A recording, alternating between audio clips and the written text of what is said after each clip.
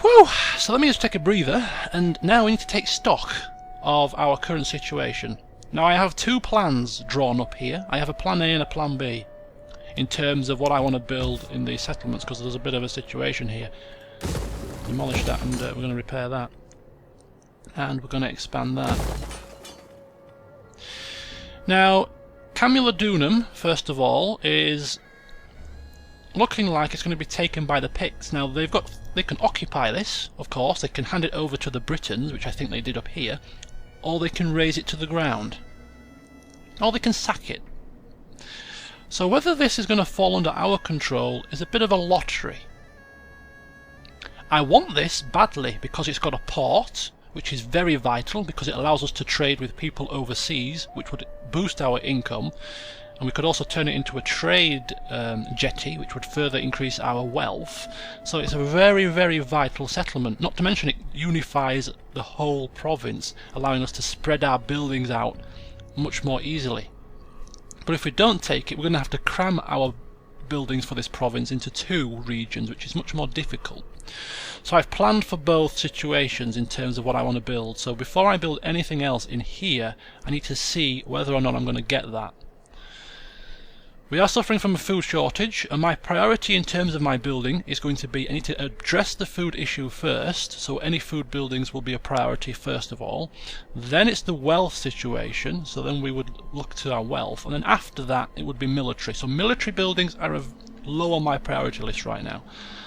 We're just going to have to make do with the cheap units that we've got and basically overwhelm any enemies with cheap units.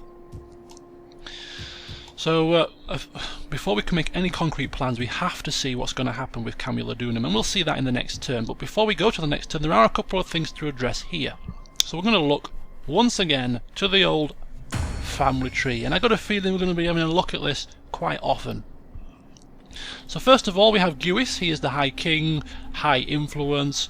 He's now governor of Britannia Superior.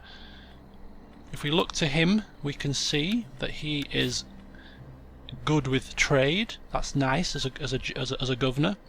He can get these, but they're no use to him. Pancration gloves. Therefore, commanders of armies. So we don't need those. Then we have Senred, of course. We have he's not done anything just yet. Attila, he's young, only 18. Not even married yet. That might have to be addressed. But there's two people here who have earned their stripes. Hengist and Horsa have managed to avoid the Romans after a shaky start and have captured two settlements for us, allowing us to settle down in Britannia Superior. They have earned themselves promotions. So, my fellow brothers in arms, come forth to my council as a companion, where you will offer me sound military advice and strategic planning, and we shall drink, be merry, and rule the Saxons with an iron fist. So both of those getting promotions. Now Horsa has become a confident attacker. He has a couple of household items, and he is able to level up. Now, he's high in zeal, so we'll continue that same sort of thing. Recruits, he's not going to be doing a great deal of recruiting right now, so we'll go for cavalry commander. A bit of extra battle movement speed for cavalry, extra melee defense and attack for cavalry units. Quite handy to have. So that's him dealt with and leveled up. I don't think Hengist has leveled up, has he? No, he hasn't. Okay.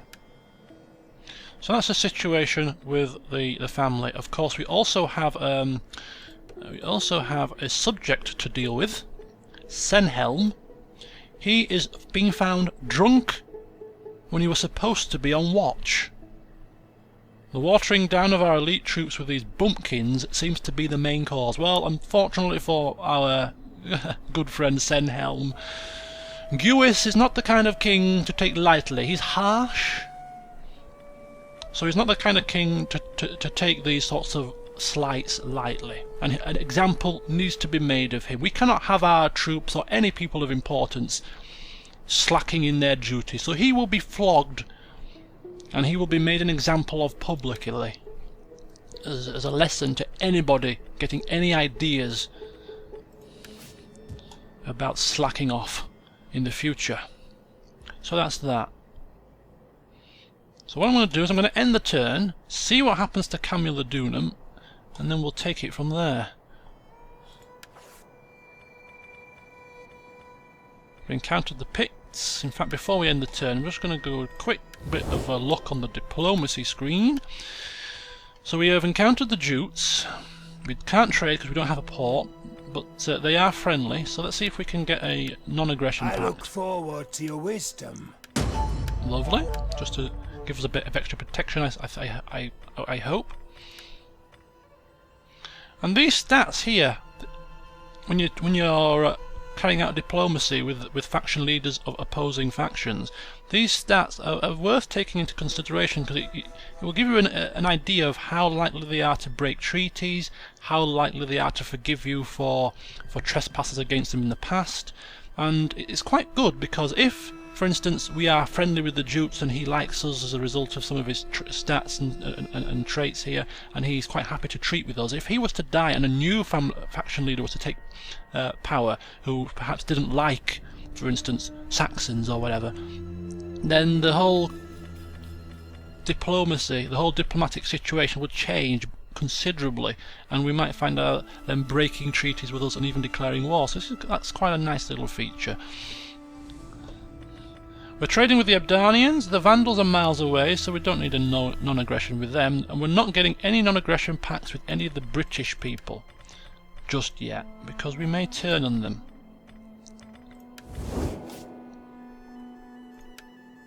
And the Sons of Saxony, oops, excuse me, they have a tradition as well.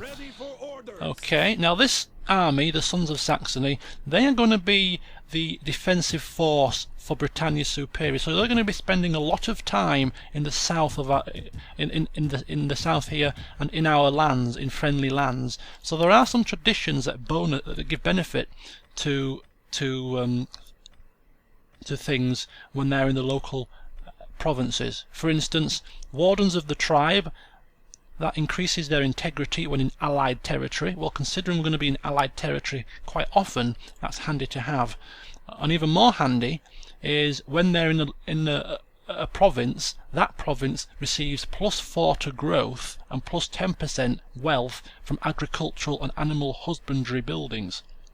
Again, they're going to be spending a lot of time down here, so boosting our agricultural wealth is good. So that's the Sons of Saxony. They're going to be the defensive force for our homelands.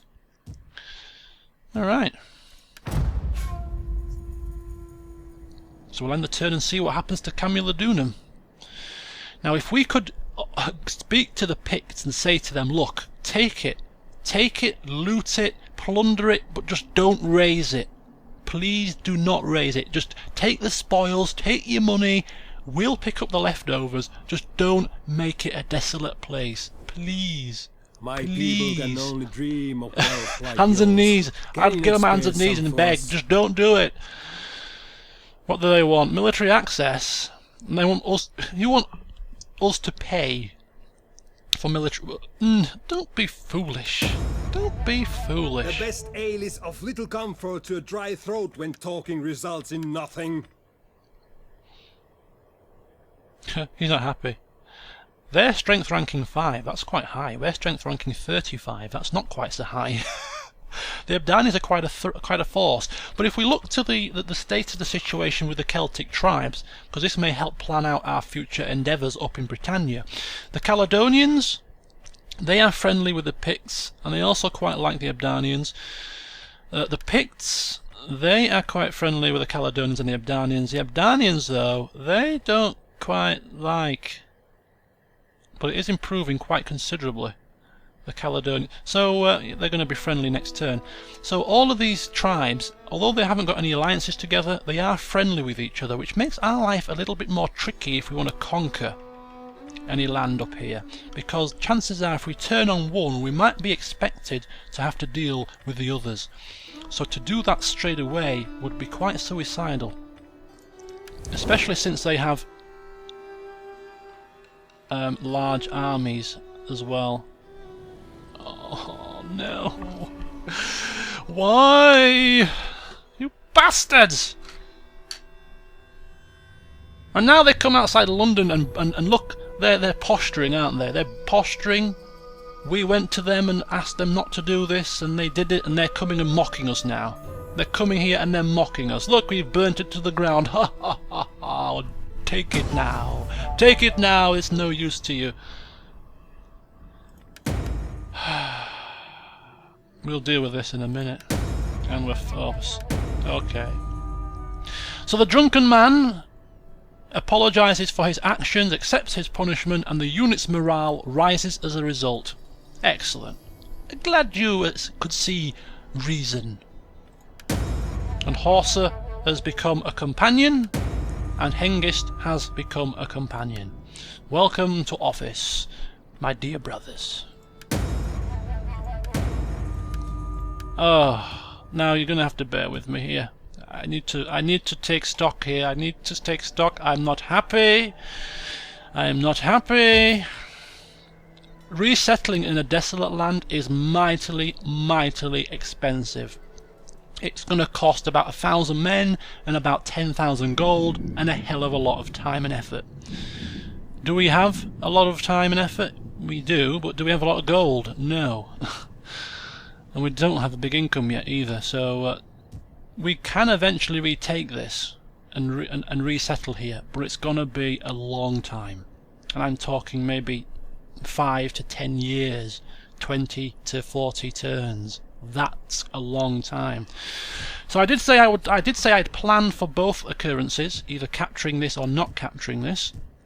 We haven't captured this, so we're going to have to resort to the plan that involves just this. So bear with me as I make a blunder, no doubt, or two, as I try and plan this out. Now we are building a farm here. That's fine. We can't do anything else just yet. So what do we want to build here? Now, we need wealth. We need to increase our wealth to have a prosperous economy at this early stage. So we're going to have to build as many wealth-producing buildings as we possibly can, as a matter of urgency. So the best wealth-producing buildings that we can produce in here is the market stalls, which gives us 750 wealth, a little bit of squalor, and a little bit of a negative hit to public order, but, well, we're going to have to take it. We need the money. So we're going to be going for the market stalls. So that's the first one we're going for. The second one we're going for is we're going to be going for an artisan. Now, an artisan gives wealth from industry. It also unlocks recruitment of some units. And then when we upgrade it to level 2, we can either go woodcarver, which would give us some onagers and Nordic bows, or we can go smithy, which would give us Nordic brigands and a bit more of a negative public order hit. Or we could just go completely into commerce, or completely into industry, and go straight for a bone carver, a wicker maker, or a clay pit. But look at that, that's 750 wealth from industry. That's quite handy as well. But yeah, an artisan is the next building. We also have to be very careful with the food situation. This is a priority right now. We're suffering minus 30 food consumption because of the fact that this is not our building. This is a Roman building.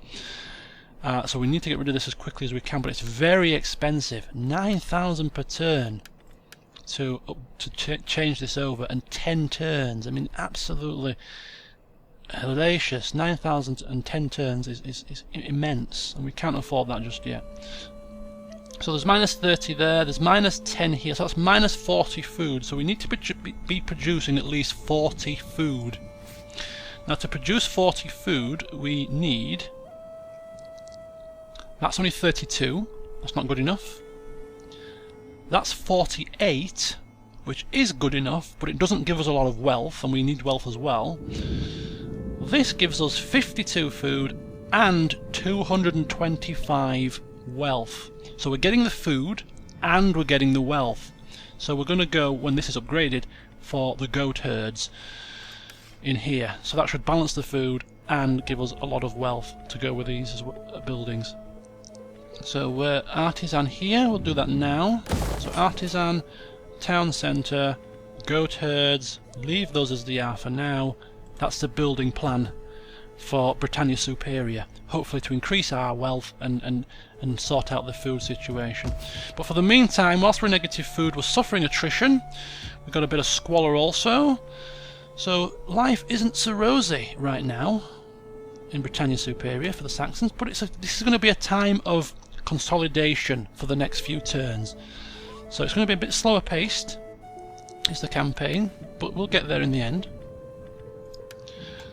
Now, there's nothing else for us to do in this turn, I don't think, so we're going to end it and see what posturing the opponents do.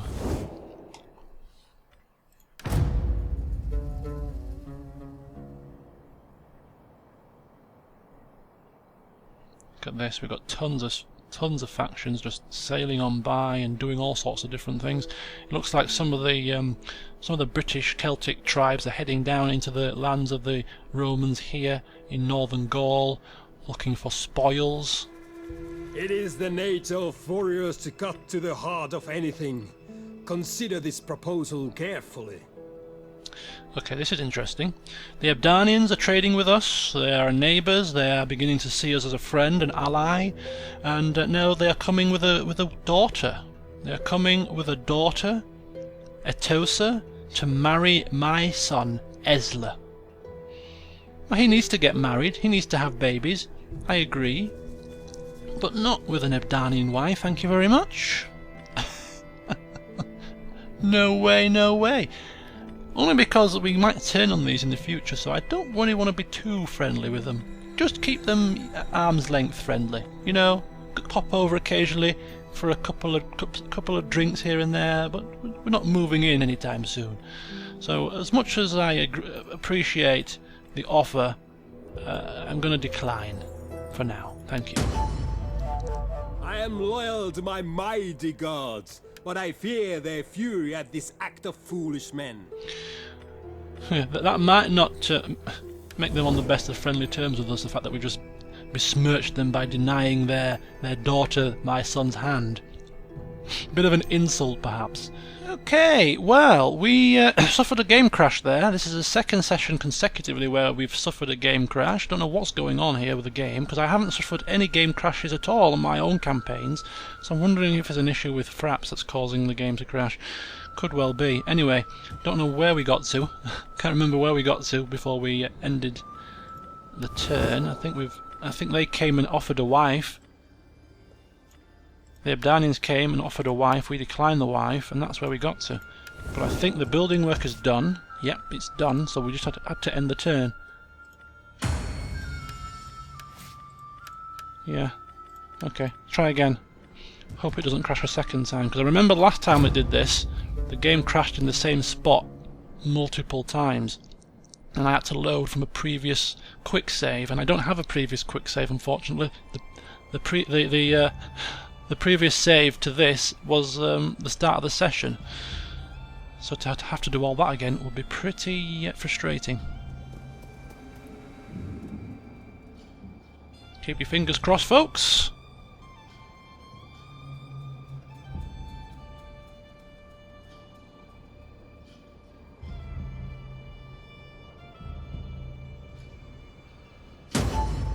Phew, I think we've done it. I think we've done it. Woohoo! Right, we've got another matter of state. The flighting. This very night there will be quarrelling in the Great Hall as our nobles compete in the flighting. Do you wish to participate? Oh, that sounds like something we could get seriously injured in. But I am the High King, and although I am ruling from behind the scenes in Londinium, let it not be known that I am a coward. I am simply I'm simply more of a manager. I'm simply more of a behind-the-scenes kind of chap. But when I need to fight, I can bloody fight, and I will show you how I can fight in this flighting. We've got trespassers wandering in our lands. Now, what I was about to say before the game cut me off and crashed on me, I was about to say that if I do end up turning my attentions north into the tribes of up here, the Celtic tribes, the first faction to fall will be the Picts, because they have really really ticked me off. They desolated this land, razed it to the ground, then they came outside of London and postured and taunted us before moving off. They are going to get it. They are going to get it big style. But we have to be very wary of how we attack, due to the whole, the whole friendly nature of the tribes together. Anyway, our buildings are done. We're going to get a goat herd here. Food and wealth. Hopefully sort this situation out. These are getting built. Nothing else we can do there. Income is dire, but will hopefully slowly improve. So there's nothing really else we can do. I'm going to try to see this flighting, and we're going to enter. Like craven dogs suckling at a teat, they will run to their mothers with their tails between their legs soon as they see me in the flighting. Of course we're going to enter ourselves. Right. Nothing else we can do really, is there? Unfortunately, as I said before, this is now a time of consolidation. It's not going to be a great deal of things to see. But before we end the turn this time, let me take an opportunity to highlight a bit of a political and family tree matter.